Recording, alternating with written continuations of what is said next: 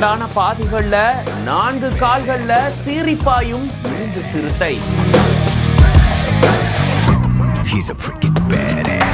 Petrol கிடையாது, battery கிடையாது, AI technology மூலமா இயங்கக்கூடிய அதிசய பைக் இது.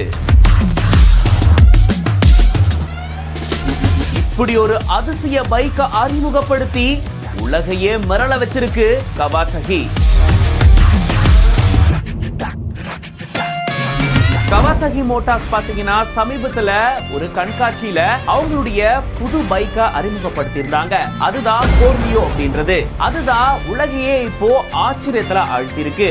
இது பாத்தீங்கன்னா ஒரு விலங்கு மாதிரி 4 கால்கள் கொண்ட இரும்பு விலங்கு அப்படின்னு சொல்லலாம். அந்த மாதிரியான ஒரு பைக்கை தான் இவங்க அறிமுகப்படுத்தியிருக்காங்க. சிறுத்தை மாதிரி கரடு முரடான பாதைகள்ல இது சீறி பாயுது.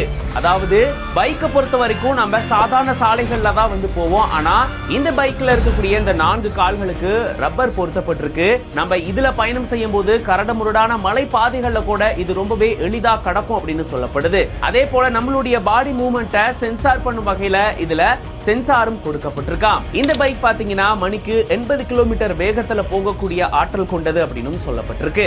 இந்த பைக் பாத்தீங்கன்னா பேட்டரியாலேயோ இல்ல பெட்ரோலாலேயோ இயங்குறது கிடையாதா.